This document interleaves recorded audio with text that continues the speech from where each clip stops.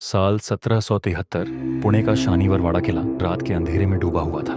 चांदनी की हल्की रोशनी विशाल पत्थर की दीवारों पर पड़ रही थी। चारों ओर सन्नाटा था, लेकिन महल के अंदर कोई घबराहट भरी हलचल महसूस कर सकता था। नारायण राव पेशवा, जो मात्र 18 वर्ष के थे, अपने कमरे में तेजी से इधर उधर टहल रहे थे। उनके चेहरे पर चिंता और डर साफ झलक रहा था। शानीवरवाड़ा के दूसरे हिस्से में एक अंधेरे कमरे में रघुनाथ राव, राघोबा और उनकी पत्नी आनंदीबाई बैठे थे। उनकी आंखों में एक खतरनाक चमक थी। अब उसे रास्ते से हटाना ही होगा, आनंदीबाई ने धीरे से कहा। राघोबा थोड़े असमंजस में थे, लेकिन आनंदीबाई ने एक पत्र निकाला और उसमें कुछ लिखा। पत्र में आदेश था कि नारायण राव को कैद कर धरा गया हुआ। लेकिन जब यह पत्र महल के गार्डी सैनिकों के पास पहुंचा तो इसमें मार गियावा कर दिया गया था। रात के तीसरे पहर जब पूरा महल नींद में था, तभी अचानक भारी पैरों की आवाजें गूंजने लगी। महल के गलियारों में लोहे की तलवारें चमक उठी। नारायण राव को जब खतरे का एहसास हुआ, तब तक बहुत देर हो चुकी थी। भारी दरवाजा धड़ाम से खुला और गार्डी सैनिक अंदर घुस आए। नहीं, तुम लोग क्या कर रहे हो? नारायण राव ने डर और गुस्से से चीखते हुए कहा। सैनिकों ने उन्हें पकड़ लिया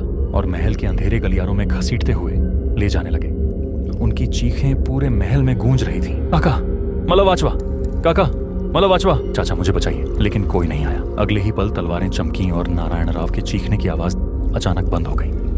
उसके बाद से शानीवरवाड़ा किले का माहौल बदल गया। हर पूर्णिमा की रात लोगों ने सुना, काका मलवाचवा। वही आवाज, वही दर्द, वही चीखें। कई पहरेदारों ने अजीब परछाइयां देखी। कई लोग रात में किले के अंदर जाने की हिम्मत नहीं करते थे। कई सालों बाद 1828 में एक अनजानी आग ने पूरे किले को जला दिया।